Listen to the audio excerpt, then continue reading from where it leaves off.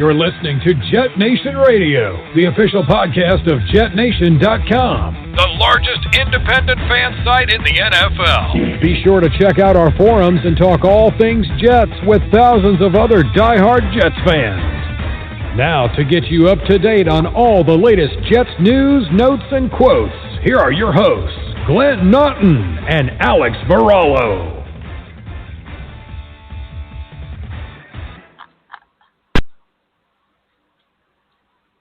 Good evening, Jets fans. I am Glenn Naughton. This is JetNation Radio. Thank you so much, as always, for tuning in.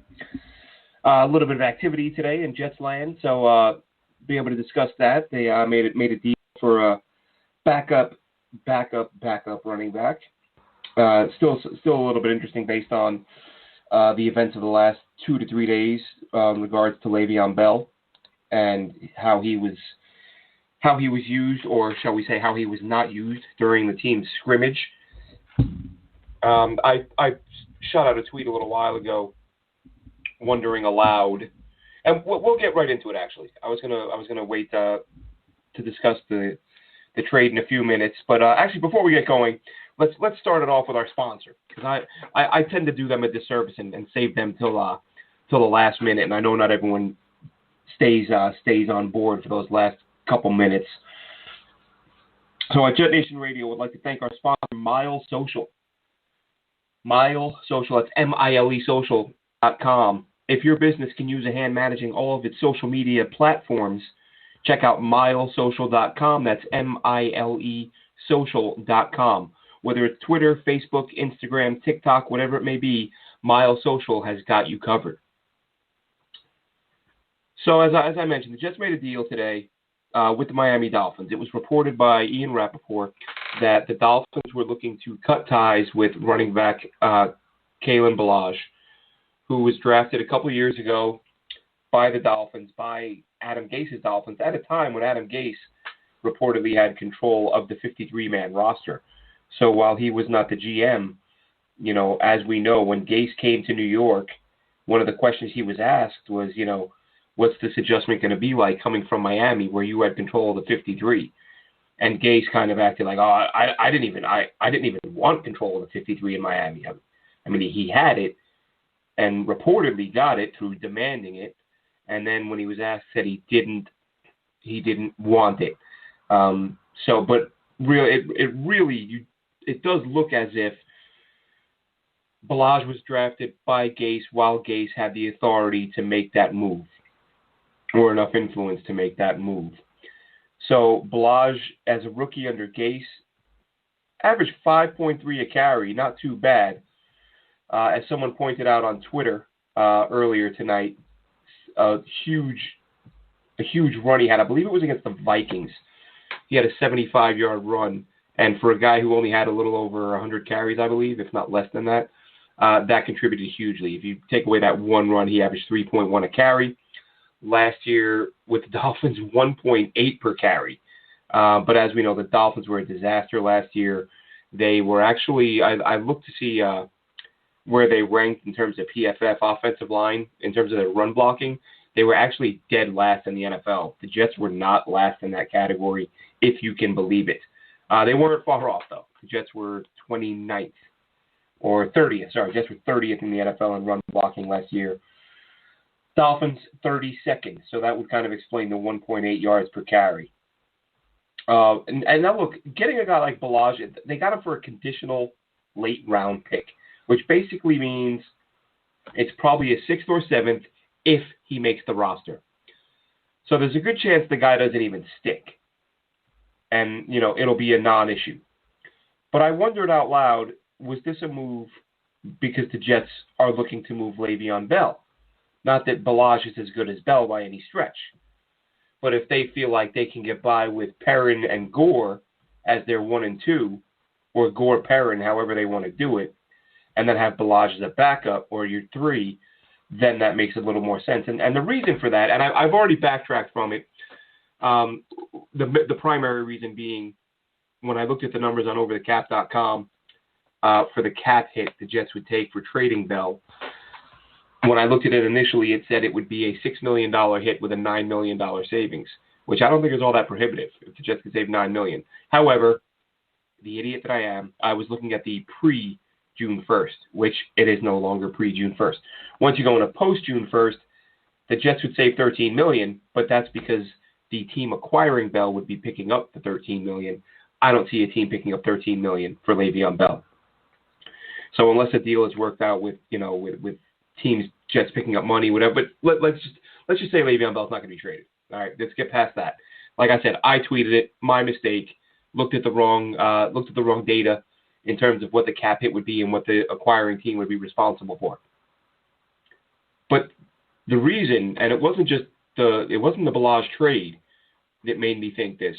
That kind of reinforced what I was thinking the other day when, in case you missed it, the Jets held a scrimmage. They can't do anything else with anybody at the moment.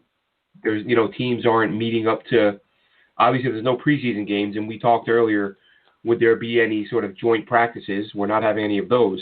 So all you got is scrimmages. You can do an internal scrimmage, and the Jets did one the other day, and Bell sent out some tweets afterwards. He was clearly upset that he didn't get any action. Or I think he played the first 2 series, had 2 carries and a reception. Now, he feels like he needs more, and I understand that. I don't think 2 or 3 carries in a preseason scrimmage is going to be enough for a guy like him to get a feel for the new O-line. And Bell obviously feels that way. Bell sent out some tweets. How am I supposed to get loose? How am I supposed to get ready when I'm just standing around? And, Frank Gore's getting all the... He didn't name Frank Gore, but Frank Gore got a bunch of carries. And the Jets then released their injury report, or not the injury report so much, but team reporter Eric Allen shot out a tweet after, I'm assuming he was on one of the Zoom call with Adam Gase, and said that Bell was pulled because of a hamstring.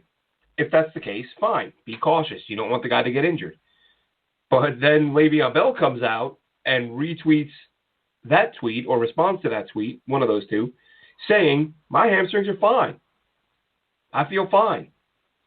Well, listen, whether you like it or not, that's going to raise some eyebrows. And a lot of people responded to it on Twitter, and I was one of them. I thought, here we go. And Adam Gase did this in Miami. Forget the player, he had a safety who was this player was injured, missed some time. Gase told the media that he had spoken to him and they'd hashed it out and they had a plan in place to get him back on the field. And then when the player was asked, he was like, I don't know what he's talking about. Adam Gase hasn't talked to me about this. And then when they went back to Adam Gase and said, Adam, you told us you talked to this guy. He says you didn't talk. Gase just kind of shrugged it off like, all right, well, I lied. Like, what do you want from me? And this isn't like this isn't like a strategic thing where like you're going to throw off the opponent's game plan by saying, like, you revealed nothing in the lie. All you did was lie about whether or not you talked to this guy about when he's going to get back on the field. And then the player outs you by saying, he didn't talk to me. And now it happens with Bell. And it's 99% chance it's nothing. 99% chance it's just Adam Gase is a weird guy and doesn't always tell the truth. But you can't lie about, first of all, this isn't a typical preseason. Like, these guys need to get some, we hear it all the time.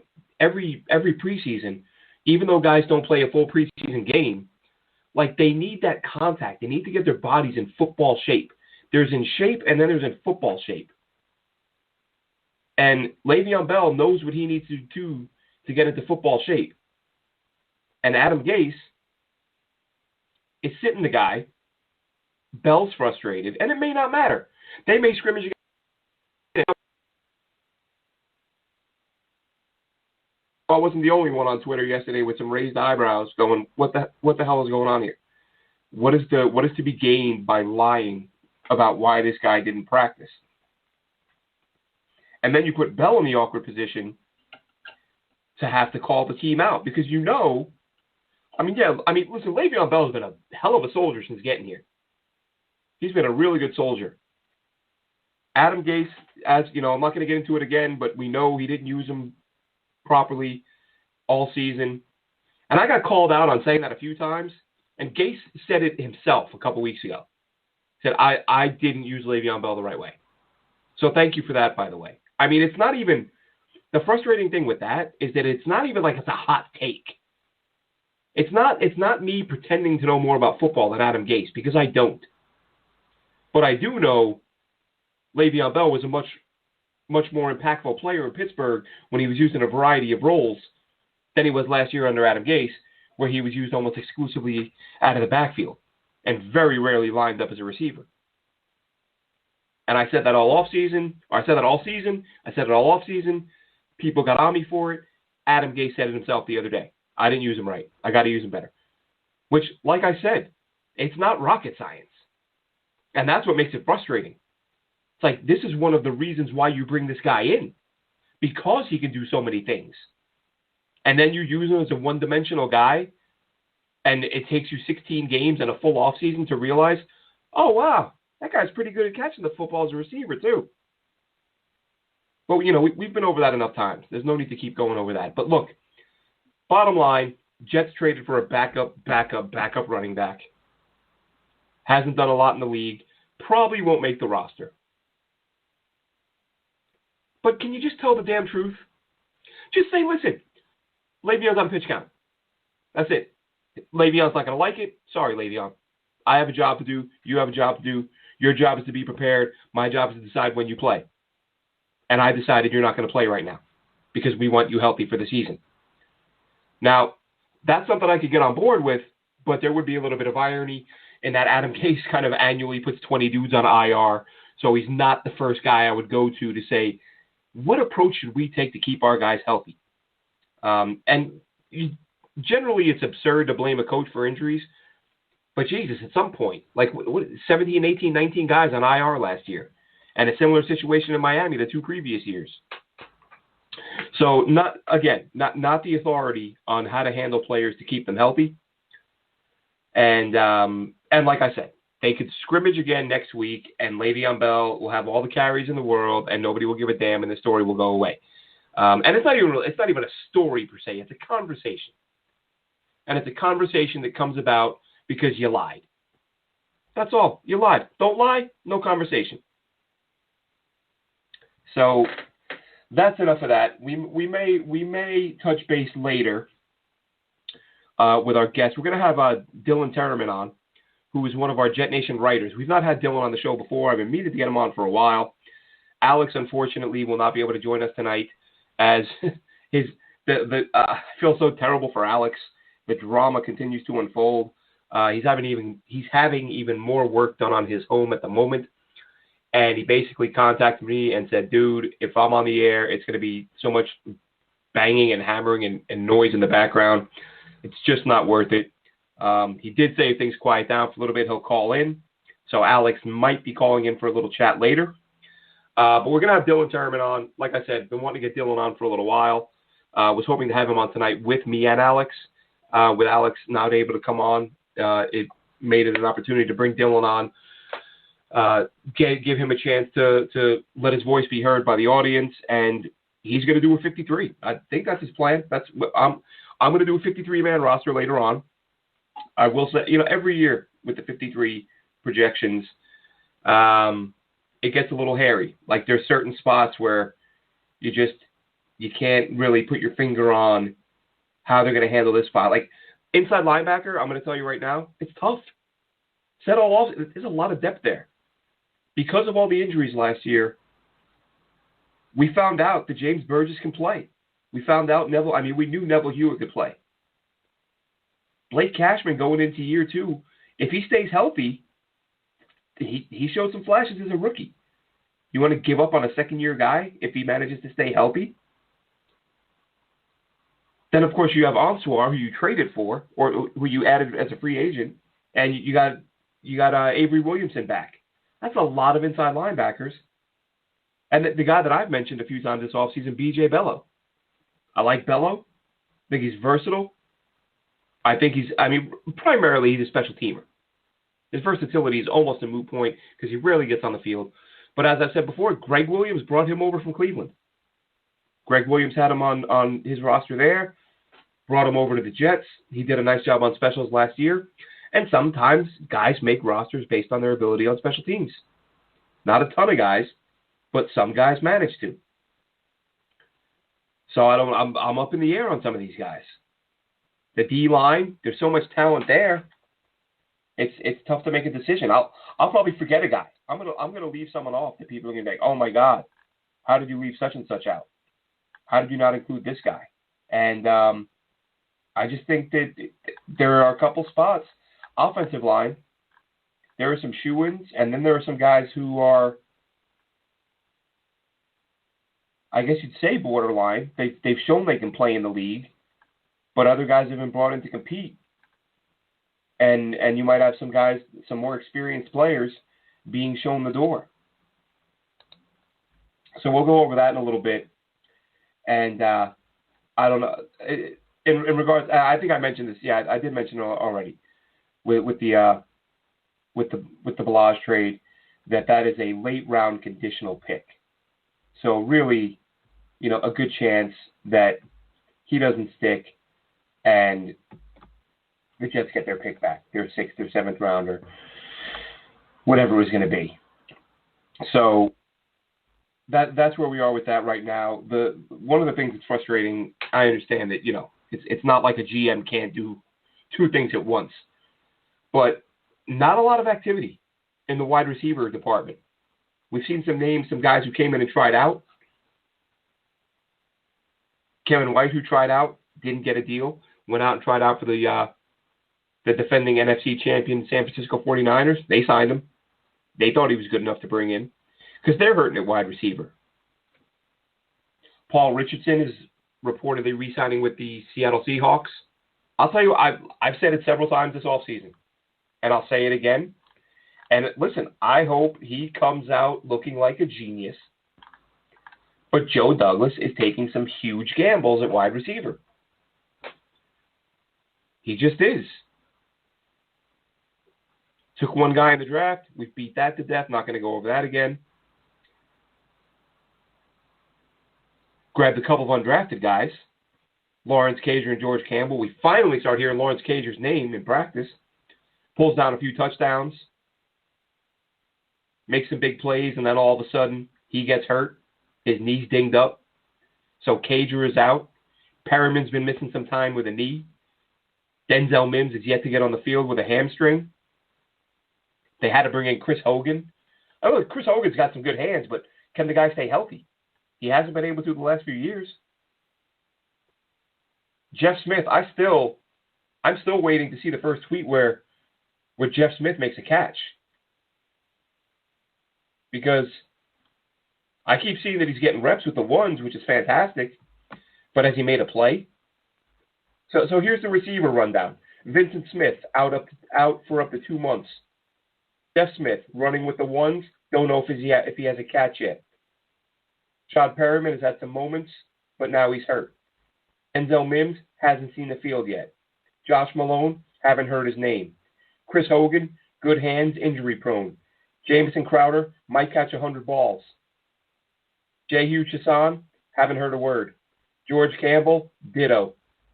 Lawrence Cager, finally starting to make some plays. Now he's hurt. Braxton Berrios, I think he makes the roster because he's the team's top punt returner. And, it's a little too early to get into this, but I really think if you're a GM and you have Braxton Berrios and you have Jamison Crowder on your roster, and Jamison Crowder is due to make $10 million next year, if you feel like you can bring Braxton Berrios along to where he can be even half as good as Crowder while your tight ends and some of your guys like Denzel Mims develop, I think Crowder could be a guy the team looks to move on from. Not because he's not a good player. And a lot of it's going to depend on the COVID impact on the salary cap. If we see this dramatic drop in the salary cap as some have projected, it won't drop any lower than 175. But even that's a lot lower than teams were planning before COVID started. But they are the walking wounded right now, this receiving core. Cager hurt. Campbell invisible. Chason invisible. Crowder's healthy. Hogan, not hurt now, has been hurt in the past. Josh Malone, haven't heard a word. Denzel Mims, hurt. Brashad Perriman, hurt. Jeff Smith, don't know if he has a catch yet. Vincent Smith, hurt. That's a lot of guys. That's a lot of guys hurt. And not doing anything to get on anybody's radar. So I'm anxious to hear about, and another guy that I've talked about him at great length this offseason because I want to know how he's progressed is Chuma Edoga. I haven't heard a single word about that dude. Not one word. So I think it's going to be, there's going to be some decisions to be made. And listen, this is frustrating. As I said, minus last year, I'm normally out there at camp. I'm normally there to watch 12, 13, 14 practices and get a really good feel for what's going on. If I'm not there, you got the beat writers out there every single day, all these practices, sending out clips, sending out, what they're seeing out there. So you can take what you think of a player, what you're hearing from the media, what you've seen on film, what they're sending out on, the limited clips they send out, and kind of get a better feel for who you think is going to make a roster. But now, this is the biggest crapshoot ever. Like, I love the idea of Huff making the roster. Have you seen his name anywhere? Has anyone talked about him making a play? It's entirely possible. Entirely possible, and I missed it, and, that's that. But, I'm minus the last couple of days where I was not as engaged as usual. By not as engaged as usual, not constantly checking like every 5 minutes for what's going on. I was probably only checked every couple hours. So, spent a little time away with the family. But for all the time that I spend trying, following all the beat writers, what's going on with this guy, that guy, I've seen nothing. I haven't seen Bryce Huff's name mentioned one time. I've seen people ask. I've seen fans, hey, can we get an update on Bryce Huff? Hey, Bryce Huff make a play yet? Hey, what's going on, Bryce Huff? Nothing.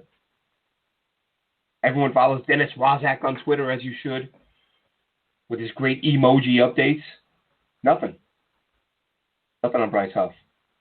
So, a lot of people asking, nobody updating. So, he's the guy, undrafted guy that a lot of us felt, could at least contribute off the edge, make a roster, make some plays. I don't know what to say. We're not hearing his name at all. So, to be continued in regards to Bryce Huff. And some of the guys on the D line that we're expecting to see pressure from. Jabari Zuniga, haven't heard his name. Avery Williamson, a couple plays early on, not much since then. Rich Samini the other day did rave about Nathan Shepard, said he's been doing some great work. And that's encouraging. Because listen, as we've said previously, that dude, of all the guys that, we thought were dead men walking and would be off the roster in a hurry, that guy, Nathan Shepard, once he had that, bombed as a rookie and then went on to get suspended early last year for PEDS, kind of have a damn good year. Underrated. A lot of people don't get it. A lot of people don't, a lot of people spend a lot of time focusing on the box scores on film. He looked pretty damn good. And it sounds as if, in listening to or in reading what Rich Samini said the other day, it seems as if there's been another jump for Nathan Shepard. So I'm excited to see, this D-line, they're going to need them to be good because we still don't know what to expect out of the secondary. And, that's been one thing I was going to mention briefly. Bryce Hall came off the COVID list today. Don't know where he is in terms of rehab for his foot injury. But if you can get him back to full strength, Bless Austin is reportedly looking pretty damn good. I think it was Brian Costello the other day who said that he thinks it's safe to say he will be the 2 opposite Pierre Desir once he's back. I think the Jets hope. The best case scenario for the Jets really is that Bless Austin and Bryce Hall play at a high level, and down the road for the long term they can be your 1 and 2 at corner. But Pierre Desir, of course, listen, as we know, can't have enough good corners. If Desir plays well this year, then maybe you extend him. But I think I do like what they've done at corner in bringing in some young guys. But it's a matter of who stays healthy, who gets on the field and performs. And it's going to be, it's going to be interesting to find out. But we're joined right now, I believe this is Dylan calling in. Let's go to the phone lines. Dylan, are you there? Hey, yeah, I'm here. Can you hear me? I can hear you just fine. Thank you so much for calling in, Dylan. Glad to finally get you on the show. As I said at the top, I've been wanting to do this for a while. Yourself, and also Green Bean. I wanted to give Green Bean a shout-out real quick. For those of you who are unfamiliar with Green Bean, he is another contributor to JetNation.com. And he's you can find him on Twitter and at Bean the Jets fan. That's BEAN, the Jets fan. And check him out on JetNation.com. He does he does a lot of our video blogs, and kind of a cool thing he's got going on. He's doing a road trip across country in his RV, and he checks in from different locations around the U.S. with some sort of 5-10 minute blogs, and entertaining, and one of the best beards you will ever see. But Dylan, thanks for joining us. How are things going? How you doing? Glad to be here. Things are going well, considering everything. Glad to finally be able to talk football. I've always wanted to come on the podcast since I joined the team last year, so this is a goal I can cross off my list now. So it's going to be a fun experience. Yeah, it's great to have you on. We'll do a 53. We talked a little before the show through IM. Are you good? You good to hang around for a full 53? Yeah, absolutely. I got nothing to do tonight. The wife's at work. You might hear the occasional dogs barking, but other than that, yep, I'm good to go. Okay, great. I said before you got on, a little tougher this year. But normally I'm either at camp to see for myself for a couple weeks, or we have enough coverage from the beat writers that we can get an idea as to who is playing well and who is not. This year, obviously, I am not there, and even the beat writers who were there, if you look at the schedule, they're not getting in on a ton of practices. So even the guys who are there have limited access. So this year is yeah. Really, every year, it's who the starters. You could pick like 40 guys, maybe even 45 guys that are going to make the roster, and then the last 8, 9, 10 guys are a guess. This year, there's a lot more guessing because there are guys that we just, a guy that I mentioned earlier, Chuma Edoga. I mean, listen, I think the guy has great feet. I think he has the physical skills to play the position, to play the O-line. But if he hasn't spent this offseason getting stronger, then this is a guy that Adam Gase and Joe Douglas did not draft. And if he didn't get stronger, that tells us there may be some issues with his work ethic, there were some rumors floated about that leading up to the draft. And if that's the case, he could be a surprise cut. I've said that. You're an idiot. They're not cutting a second-year tackle. You're a moron. Listen, they didn't draft the guy. If he does something that makes you believe there are work ethic issues, I don't think he hangs around. But for all I know, the dude may have busted his ass this offseason. He might be absolutely ripped. But I did think it was a little bit weird when the Jets did their if you saw the episode of One Jets Drive, when they had the O-line on, not a single word about Chuma Edoga. Not a picture, not a video clip. Yep, I was going to mention not an interview. Yep. Yeah, nothing. I didn't want to read too much into that part of it, but if they're not going to highlight him on the offensive line, it doesn't seem like he's going to stick around long. And spoiler alert, he's not on my 53, so I've to the hype that he won't be around. He's on my 53, but it's just, again, it's guessing. Like, I don't know if he's put in the work, but I would be not at all surprised if he's cut, and it would be as a result of not putting in the work. So we'll find out in time. I'm going to double check mine real quick here because one guy I did leave off, who of course will be on the roster, is Bryce Hall, because I was going off the Jets roster and they had him on the COVID, so he was on a separate section from the initial roster. So I might be off by one or two. I might end up having 52 or 54, but I'll try to count those out as we go. And let's get the ball rolling. Let's go at it and see who we have for our 53-man rosters. And you can kick it off there, Dylan, and let's go over the three quarterbacks, or two or three, however many you think they're keeping. So right off the bat, I think we have a little bit of a hairy situation. We currently have 5. I think we go into the season with 3, possibly 4, depending on the injury situation. I know Flacco's not 100% and isn't expected to be 100%. They could start him on the PUP, and we don't know if that's the route they're going to choose to take, or if James Morgan, the rookie, he somehow, like you've alluded to before, ends up on IR with some mysterious injury.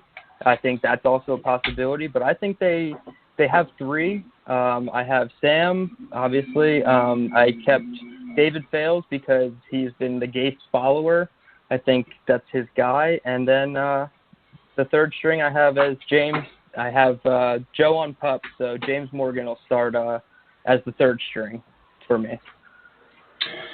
All right. I think you're probably right, but this should come as a surprise to absolutely nobody. I'm going with my guy Mike White. It's hard for me to keep them all. Yeah, they've already said that Flacco will not be ready for the opener, so I think Flacco starts on PUP. Darnold is the starter. White, the backup. Morgan, I think, hangs around until Flacco comes back, and then a mystery injury, as I said, lands him on IR. Again, listen, what we can glean from these practices, who the hell knows, but it sure sounded like James Morgan lit up the Jets' first-string defense the other day. So it did, if he looks even serviceable, maybe he does hang around. Maybe he does bump Mike White and David Fales, because they're not keeping 4 quarterbacks. And if Flacco goes to PUP, once he comes back, maybe they want Morgan on the roster. So before I was sold on it, and again, we just have to take. It's damn near impossible to navigate this. But my guess, as I said, Darnold, Flacco to PUP, Mike White, and Morgan, and David Fales, I think, needs to be shown the door. So that's 3 guys there of the 50 remaining. And who do you have at running back? So running back, I went with 3 also. I know we just made a move to acquire 5th one in Kalen Ballage. We traded the 2021 conditional pick earlier today. I don't think he's going to stick around, though, so I don't think we'll have to give up another late-round draft pick 2 years in a row like we did with Quincy Wilson. And then I have Josh Adams also not making the list, even though he has ties with Joe Douglas, and they had moved him to the active roster late last year because someone wanted to poach him, and it seemed like everything was going to be good for him moving forward with the team. But I think with the addition of Pirine and how he's looked in camp, and I mean, Frank Gore just tread on the tires, man. I don't think that anything can slow this guy down. So I think they'll be comfortable with 3. Maybe they add one of those guys to the practice squad after they clear waivers or something. But I have 3 for now, and I think those 3 could be solid. Yeah, I have Bell, Gore, Pirine as well. I think that makes the most sense. Ballage, I don't see it happening. It's, as you know, I said at the top, but I think you just mentioned it, it's a late-round conditional pick based on him making the roster. They'll bring him in, he'll get a look. But again, the thing that makes this a little bit different, if this were the preseason, where there were going to be preseason games, you could say, oh, they're bringing in Pirine just to get, just to have another body to run the ball in these preseason games. But it's their team-controlled scrimmages where you can just run the guys you want to run, and then if you feel like your backs have had enough, go to a heavy pass offense and don't pound the ball as much. And from what I understand, at least in the scrimmage the other day, they called it a scrimmage, but it wasn't tackled to the ground. So it wasn't even as if they were taking a beating like a running back would take. So right, it's not as if these guys are getting worn down. But yeah, I've got Exactly. Bell, Gore, Pirine, and we'll move on next to the wide receivers. What do you have there? All right. So I think, let's see. I have a total of 7 making it right now. I know we have a lot of question marks as far as Denzel Mims. He should be back to practice. Perriman should be back to practice as well. And then, Jeff Smith had the core muscle injury, so that's going to be a big one. I don't know if, again, he might be another one they put on the PUP, depending on how they forecast that injury. But I have Mims, Perriman, Crowder, Berrios, Jeff Smith, the new addition Chris Hogan, and then the undrafted free agent that's been shining lately, Lawrence Cager. I think what they've seen from him this past few weeks or few practices has been enough to keep him around, whether it's active or practice squad. I think he should remain on the team. He's 6'5". He's something we don't necessarily have, and I think it could work out. Yeah, I have the exact same 7. That's where I am with this. Perriman, Mims, Crowder, Berrios, Hogan, Smith, Cager. Jeff Smith, I've mentioned him a few times, even last year. And I think I've mentioned it in an article recently. I spend so much damn time talking, thinking, and writing about this team. I don't know when or where I say or think what. So I do end up repeating myself at times. But Jeff Smith is just a guy with a unique skill set, college quarterback, and the team. The biggest thing that jumped out to me, and I'm sure I mentioned this last week, the fact that this team did not draft him, that this regime did not draft him, this regime did not sign him, this regime did not get to see him in action in the preseason last year because he was hurt. He still made the team, or at practice squad, made it onto the roster. And then when a few guys went down early on, he was one of the first choices to get some run with the ones. I think they really like him, so I think Smith sticks for that reason. And, yeah, so like I said, same guys, Cager, Smith, Hogan, Berrios, Crowder, Mims, Perriman. And that moves us on to tight ends. All right, yeah, tight ends, again, I have the magic number 3, just like quarterbacks and running backs. This time the odd man out for me was Daniel Brown. Early on in the process, I thought it was going to be Wesco. I thought he wasn't going to be around long. He wasn't a pick by Joe Douglas. So I didn't think that he'd last long, but it seems like Gase can use him in multiple different ways as far as fullback and as an inline blocker. And from the press conference I heard, he said it's night and day with Trevon Wesco. So I think that's a big sign for him to make it. And then I have Chris Herndon as the starter. Hopefully he can come back from his injuries and get back clicking with Sam again. And Ryan Griffin, who many Jets fans, they don't really think much of Ryan Griffin, but I think he's a very good security blanket as a backup tight end. And the run that he had with Sam last year was pretty decent. I think it was maybe the Washington game. He had a really good game. So I think he's worth the tight end 2 spot.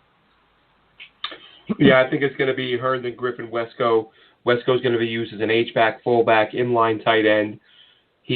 I've commented many times, if you go back and watch him late last season, he was a much improved player late in the year.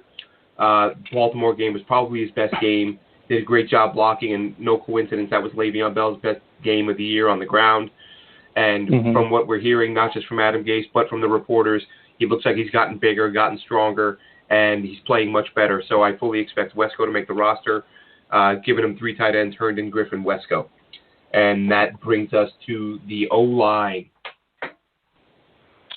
All right. So I guess I'll just go left to right with the starters first. But I have Becton, Greg Van Roten, Connor McGovern, Alex Lewis, George Fant.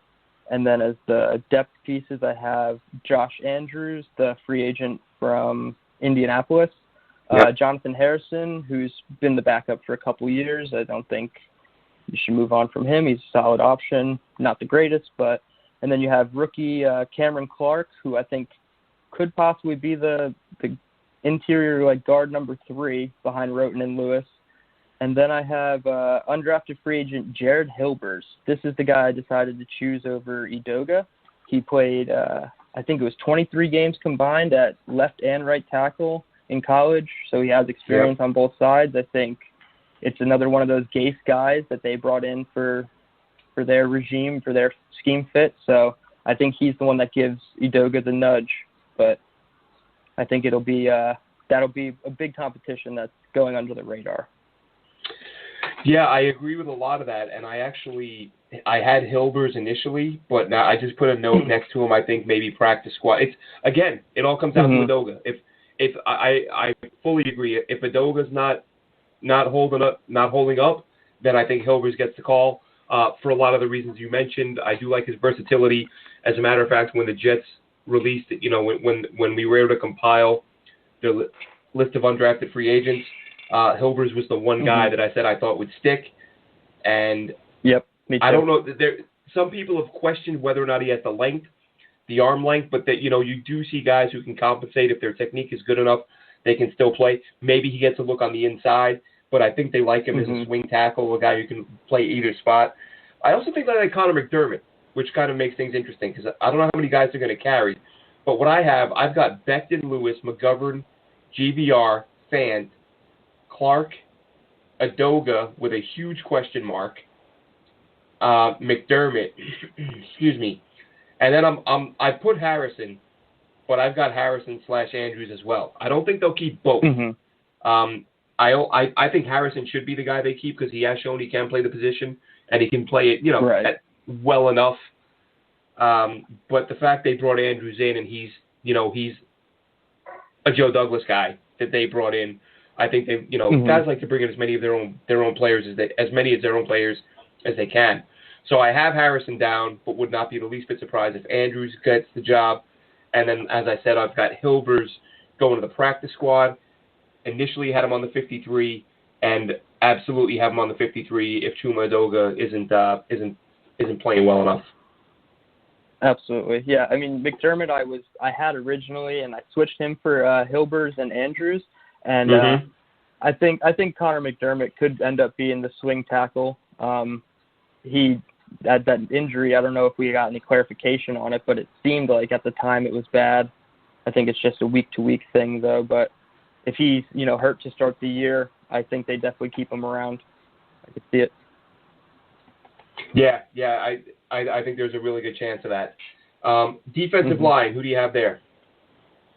Okay, so I have Henry Anderson, Folarontu Fatukasi, Quinnen Williams, Jabari Zuniga, Kyle Phillips, Steve McClendon, and Nathan Shepard. I did 7. I wanted to go 8. I was leaning on Sterling Johnson, the undrafted free agent from, I believe, Coastal Carolina. Yeah. Yeah, they gave him a really big signing bonus. I think it was like $50,000. So he seems like somebody that could actually stick around. But the 6 or 7 that I had ahead of him, I had a hard time taking one down, unless you count Kyle Phillips as maybe an edge guy. But I have him more as a D lineman. Yeah, you and I have the same exact 7 guys: Quinnen, McClendon, Anderson, Phillips, Shepard, Zuniga, and Fatukasi. And yeah, I think it's tough to say with Phillips, edge, D-line. He plays a little bit of everything, and I that's one of the things I like about him. With Zuniga, he's going to be. I think he's a little bigger than your typical edge guy, but again, I think they're going to see. Basically, I think there's going to be heavy rotation along the D-line, and that brings us to what is, in my opinion, the most interesting spot: linebacker, specifically the inside guys. But we'll just bunch them together, go through all your linebackers. I'm taking guys off, putting guys on, taking guys off, putting guys on. We saw too many of them last year. Door. Yeah, and we since we saw 5, 6, 7 inside linebackers last year, and a lot of them played well, it's tough to pull anyone off. And I got some guys, as I'm saying this, and I'm not sure who I'm going to have. So go ahead. Who are your linebackers? So starting on the interior, I have Avery Williamson, Patrick Owasor, Blake Cashman, and Neville Hewitt, which, I mean, I am kind of glad that C.J. Mosley opted out because it allowed the Jets to take a look at what they had in Avery Williamson. I mean, this is the guy that tore his ACL in a 3rd preseason game, which he had no part of he shouldn't have even been in, and it was a fluke injury. He sat out the whole year. He dressed in game apparel almost every single week of the year, so all the Jets fans saying to cut Avery Williamson, I'm glad we did not, because he is a team-first player. But then I like Owasor, Cashman. I think they're still going to figure out what's up with him. And I had Hewitt nudging out Burgess just slightly. But then on the outside, I have Jordan Jenkins and Basham, who I know just went down with an injury. I think that's week to week. And then Harvey Lange and Frankie Louvu I had as the rotational edge players and / special teamers. I was conflicted on whether to put Bryce Huff for one of those guys, but I don't know with this offseason specifically if he's had enough time to prove himself. So I went with the veteran options, Louvu and Lange. Yeah, Huff was the guy who I had initially, and then I put him. I'm gonna call him a practice squad guy. Me too, yeah. Only because I haven't heard a single word about him. But you know, he was the other guy. I mentioned Hilbers. Hilbers was my top guy in terms of guys I thought that would make the roster initially, and then it kind of became Huff and Cager. Cager I wasn't too big on until I watched his game against Florida, and I thought he was an absolute monster. And I thought, wow, if they can get this guy to play consistently, and then I got on the Cager bandwagon after watching that game. But Huff I loved early on because a lot of people had him as a draftable player with some good traits off the edge, and I've heard nothing, so I can't say I think the guy's going to make it. So I've got Avery Williamson, I've got Onwuzar, I've got Cashman, and I've got Hewitt. Okay. I can't, because of how well he played last year and how he seemed to really, catch Greg Williams' eye, I have a hard time thinking James Burgess won't make it, but I just think the room is too crowded. I mean, the guy averaged freaking 10 tackles a game. He wasn't perfect. He made some mistakes, not great in coverage. But listen, I'm not here to say a guy won't make the roster because he's not an all-pro. I see that sometimes with some players. A guy will play well, and I'll comment on it, and someone will say to me on Twitter, oh, but look, what about this time when he had a missed tackle? Oh, he got beaten coverage here. Yeah, nobody is saying that every guy who makes the roster is never going to make a mistake. Like, there are how many players in the NFL are perfect? Like, you have great players, you have good players, you have average players, you have below average players. I think he's your type of average player, but who can make those game-changing hits, that kind of physical linebacker that sets the tone that someone like Greg Williams loves. So I keep taking him on and putting him off, taking him on. I'm going to leave him on, but I wouldn't be shocked if he doesn't make it. So for me, it's Williamson, Onwuzar, Jordan Jenkins on the edge, Basham on the edge, Cashman, Hewitt, Burgess, with Huff going to the practice squad. Yeah, I mean, James Burgess, when you have your inside linebacker number 5 on the depth chart, starting games down the stretch for you, and he's not performing like a starter should, I mean, I don't see a problem with that. I don't know how anybody could expect greatness from that, situation. But, yeah, it'll be interesting. Hewitt and Burgess is going to be another one of those under-the-radar competitions that I guess whoever you hear less about on Twitter from the beat reporters will be in better hands. Well, yeah, I mean, you would think so, but and the guy I mentioned before you called in, B.J. Bello, and I mentioned him because, as I've said before, Greg Williams brought him over from Cleveland, and he did a really nice job on special teams. And sometimes you get these coordinators, whether it's your offensive, defensive, special teams guys. Sometimes the coach will let them, like, you pick one guy. Like, we're going to set the 53, but each coordinator, you can speak up for one guy who will keep. And I wonder if Bello is that guy who Greg Williams is going to say, look, I can plug him in a bunch of different spots. It's tough to gauge because he played at a small school, but I went back and watched some of his college film, and the guy, he lined up at inside linebacker, outside linebacker. They lined him up with his hand in the dirt. He dropped back in coverage. He's a very athletic guy. So he's got some traits that make him interesting, but I just don't know that he's a guy who's going to be, if he does enough, that they'll be able to keep him. But he's someone worth keeping an eye on. And that brings us to corners. Who are your cornerbacks? All right, so this is another revolving door situation for me. I've been back and forth almost every day looking at my predictions and taking somebody off, putting somebody up. But I have for now Pierre Desir, and then Bless Austin, Brian Poole in the slot, Quincy Wilson, and then I had Nate Hairston and Bryce Hall as my 5th and 6th. I only kept 6. I wanted to keep 7, but Mollett, I don't know. It seems like he's been getting benched left and right in practice, burnt by Perriman. And then you have the undrafted free agents, Lamar Jackson and Javelin K. Guidry.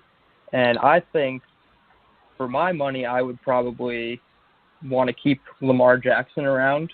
I did a prospect profile on him for the website, and I liked what I saw from him on film. I think he has traits that could make him better than a Nate Hairston as your 4th or 5th corner. I think it's time to let the youth step up, and I think give somebody else a chance. But for now, I have the 6s: Desir, Austin, Poole, Wilson, Hairston, and Hall. Yeah, a lot of the same names for me. Mollett is interesting, and again, with you mentioned Jackson as a possible, the undrafted free agent. Can he make it? And he's a guy that I would, he's got the length. He's 6'2", played at a major program. He's another guy who you saw as kind of having a 6th, 7th round draft grade. Didn't get drafted. Mm-hmm. The only reason I'm not putting him on my list is because I haven't heard his name one time. So yeah, it's tough for the corner position. It's sometimes a good thing when you don't hear their names in camp a lot, but sometimes you got to hear his name at least once. That he's on the turf, breathing, making a play. It's silence. Yeah, that's no the thing. noise even if he's okay. Yeah, if you're not calling his number for getting beat, especially as an undrafted free agent, you'd certainly hear from some beat guys saying, Lamar Jackson doing a good job. Lamar Jackson, getting those pass breakups hasn't been challenged. Something. Yes, something. Mm-hmm. But so I love the idea of him making the roster. I hope he does make the roster because of his upside. But I can't put a guy on the roster who I haven't heard anything about. Exactly. But again, I love the idea of him sticking. But I'm going with Bless Austin. I'm going with Desir, Poole, Hairston, Wilson, Hall, and I'm going with Mollett. And I was trying to decide between Mollett and Jackson. Okay. But what broke it for me was the fact that we've seen Mollett play in NFL games, and we haven't seen Jackson. Guidry's an interesting guy because of his speed, but he wasn't a super productive guy in college, and he's another one. I mean, he might have some special teams value. That might help him stick around. I don't know if he's a guy who can be a gunner on the outside, especially with Trenton Cannon being gone. But that's what I figured he could be. Yeah, I mean, he ran that 4.39 40, whatever it was. There was Lawrence Cager highlight, I believe, was a catch that he went up over Guidry to make. Yes, so yes, it was. Yeah. Not the best thing you want to see from an undrafted free agent, but yeah, that was literally the first time I saw his name think one of them mentioned. will land on the practice squad between Guidry and Jackson. I think one of them is a good fit for the practice squad. I don't see why they would just up and cut both. So yeah. And so at safety, who do you got? All right. So for the starters, I have McDougal and May, and then I have Ashton Davis, and then this is more of a personal favorite, and doing a little bit of background research on Matthias Farley and Bennett Jackson, it didn't seem like they played much actual defense last year. It seemed like they were strictly special teams guys. So for my 4th safety, I actually picked another undrafted guy, Shaheen Carter from Alabama. He has, some good traits that you want out of a safety. He had 2 pick sixes and a pretty nice forced fumble. And I think it's more of a personal choice for Shaheen, but again, it's due to lack of production on the actual defensive side from Farley and Jackson that made this decision. And he's wearing number 45, and I was a big Rontez Miles fan, so I like the number 45 in New York. Something about it, I have a personal connection with the player. Yeah, Rontez Miles, he was a guy that he was one of my favorite Jets ever. Yeah, impossible not to root for. I mean, you talk about a guy with, just going all out every single play, high level, high energy guy. That was definitely Rontez Miles. I think he's in Detroit. Did he land in Detroit? He was with Pittsburgh. I don't think he's on a team currently. I remember sending him a direct message saying, I hope the Jets bring you back, but I don't think he's with the team currently. But I could be wrong about that. Yeah, and Matthias Farley, he started sort of 12, 13 games a couple of years ago with the Colts, and had some pretty decent numbers. So he has starting experience, but I did the same thing you did. I went with upside. The fact that Farley and Jackson couldn't get on the field last year, and Shaheen Carter, got the biggest signing bonus of all the undrafted free agents.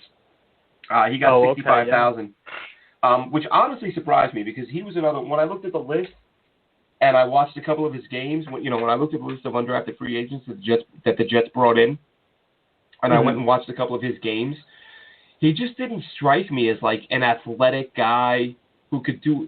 I don't know. I kind of came away feeling like he was a solid college player who benefited from playing for Alabama, but wouldn't make it in the NFL, and that's why he didn't get drafted. And then lo and behold, the Jets gave him the biggest signing bonus of anybody they brought in, so obviously they like something about him. So I'm going strictly on that, and it does appear that he does have a good deal of versatility, which of course is going to make him valuable to any defensive coordinator.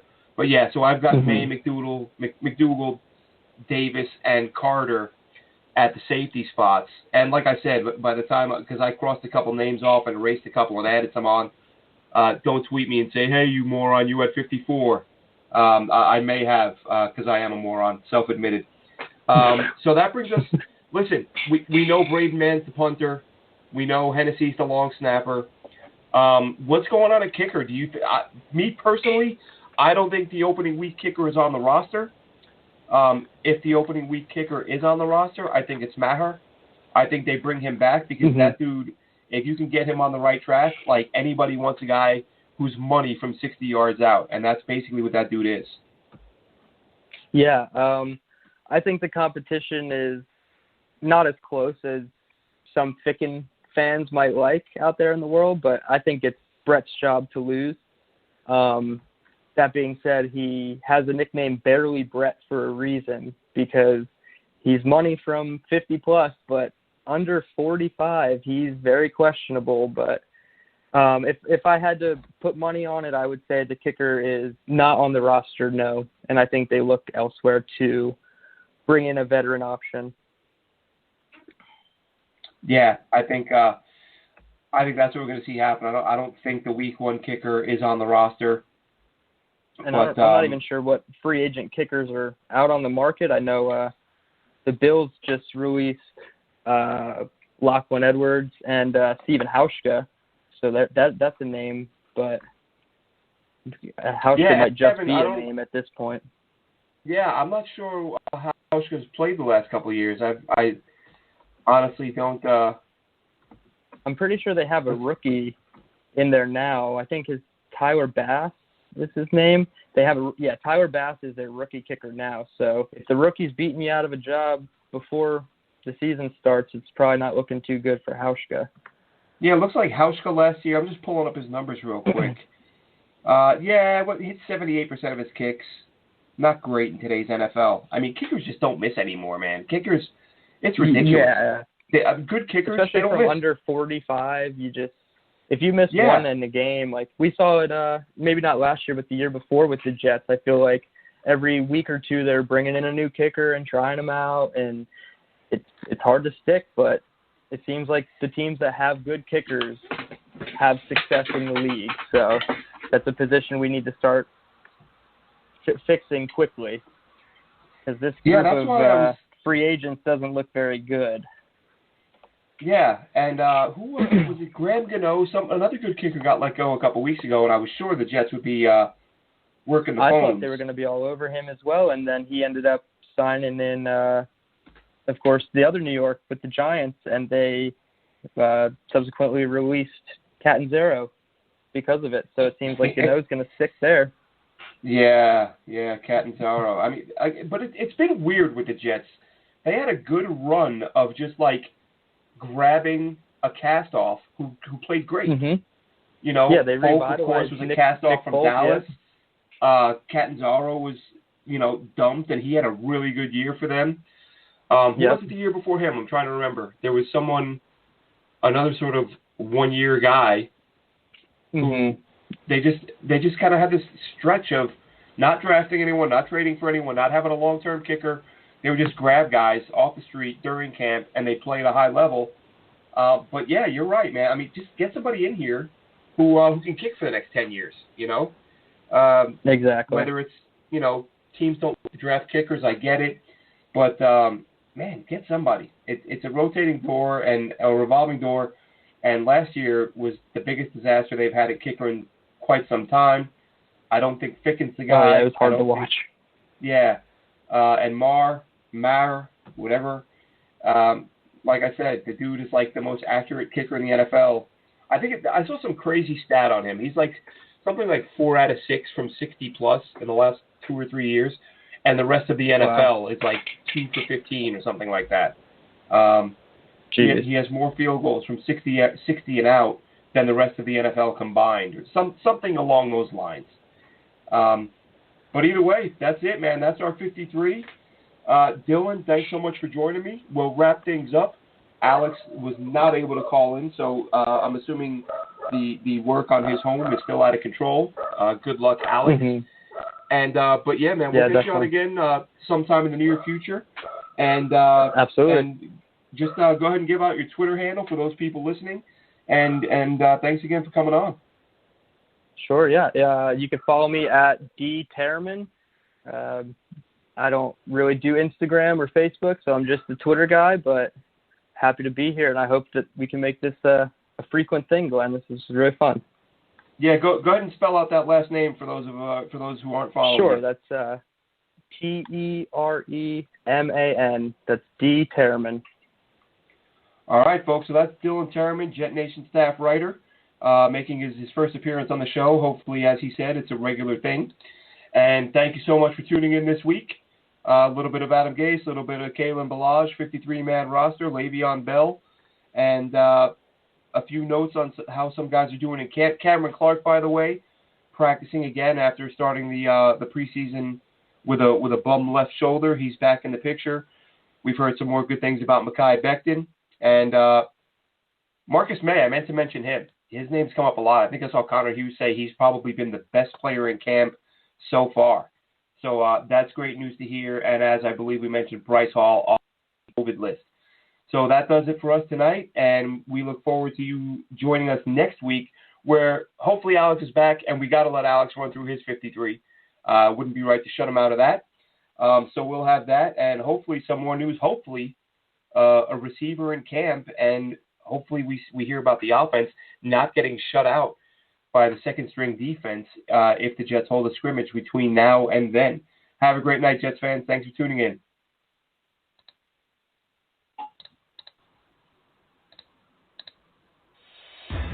Thanks for listening. Be sure to follow us on Twitter at JetNation Radio. Glenn is at AceFan23 and Alex is at NYJetsLife24. Until next time, go Jets!